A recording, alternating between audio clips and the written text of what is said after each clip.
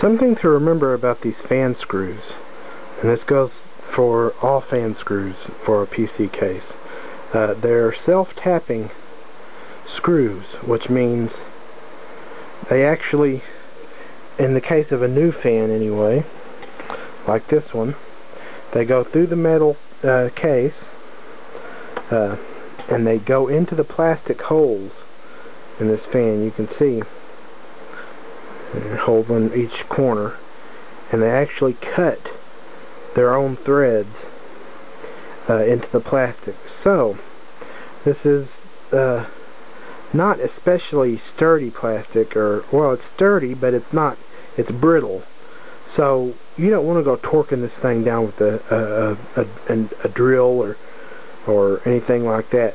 You want to use a plain old screwdriver, Phillips head screwdriver, with just the force of your hand, and just do it hand tight. You do not want to break your fans. Now, if you look, I've got all 8 screws, 4 for each fan, perfectly secure, hand tight, it's as tight as they need to be. You can see that I've oriented the fans in such a way that both of their power cables come out at roughly the same spot, and that's because I'm about to twist them together.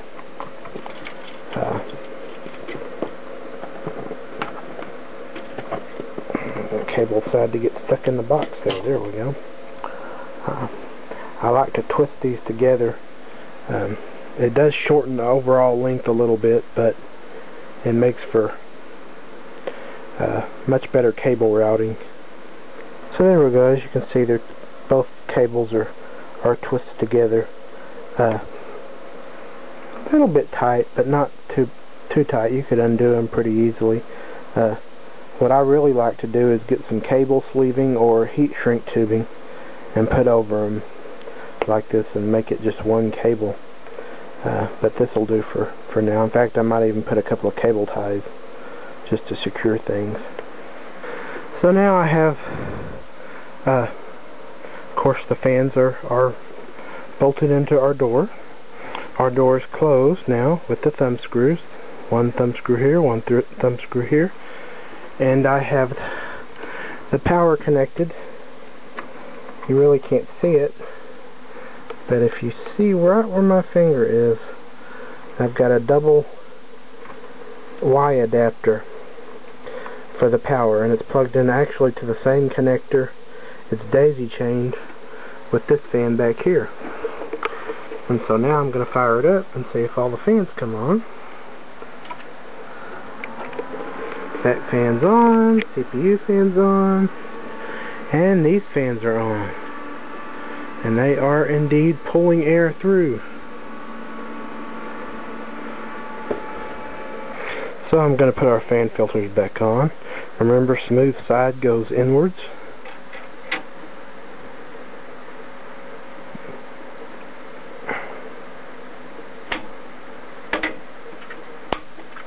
There we go. Our fan filter is on. And now comes the wonderful fun part of putting the front door back on. And I'm sorry that I can't show this to you guys, but I need 2 hands for this. And I haven't got my tripod up and running yet, so maybe I can sort of show you guys. Put the camera on the bed. Don't know if you're actually going to see anything, but I'll leave it running. There's 2 little hinge pins that you just have to line up just right. And I'll be damned if I don't. Oh, nope, I didn't do it. There we go. That's it. And it opens to like a 45-degree angle. If you open it more than this point, then it pops off the hinges and you have to...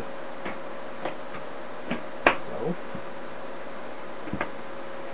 we're all good. Now, all I gotta do is put the side cover back on. Uh-oh, we have a problem. I lost the side cover. What the hell did I do with it? There it is. It's right in front of my face. If it had been a snake, it'd have bit me. Side cover goes on like a door. So here's our hinge. There we go. Now we push it shut. And we tighten our thumb screws. Top one. Tight. Bottom one. Is tight. And we're good to go.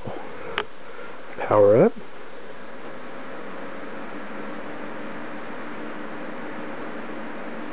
And you can definitely hear those fans in the front, but they're not overly loud.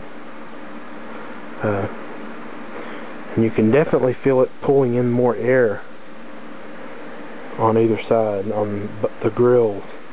Now remember, the Antec Solo and associated cases pull in air on this side and on this side. Block those two sides and you are screwed. You are going to overheat your PC in a matter of minutes. So here we have Kevin's computer put back together and booting Windows 7, and thought I would show you guys something interesting that I neglected to show before. I can't remember which video card this is now. I've totally forgotten. I know it's the 4000 series from AT. I think it's a 4870. It could be a 4850. But one of the unique things about it is it has, I don't know if you can see, but it has onboard HDMI. Native HDMI output. No adapter required. That black cable you see in the center of the screen right now is an HDMI cable, standard HDMI cable that is running from this computer, from the video card, directly to my 42-inch Westinghouse 1080p monitor, or a television. It's actually an HD TV. I use it as a monitor because I like them big.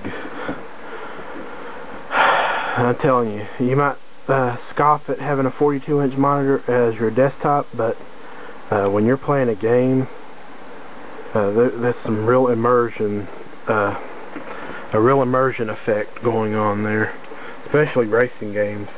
But just about any game, you can really get into it. If you're having to sit here and look at a little 19-inch screen, it just loses something. Anyway, you also may have heard when this thing was booting up, audio from my TV speakers. How about that? Well, something else unique to the ATI cards, at least in the current generation, is built-in audio. This is not a pass-through solution like NVIDIA uses, and NVIDIA has used for the last 2 generations of its video cards and still uses to date an SBDIF digital audio pass-through. ATI has built-in digital audio codec built into the chip itself, which basically means it's a sound card. Now, for you dedicated gamers, you're going to want, you know, a different sound card, an X5 or even your onboard sound. But for movies, the ATI card will put out Dolby Digital, whatever it's 7.1, you know, whatever the movie you happen to be watching supports.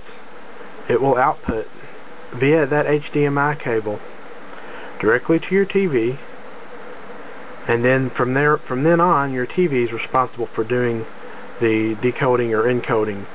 Most, or if not all, TVs that have HDMI input are going to have an optical audio output or some sort of other surround sound output.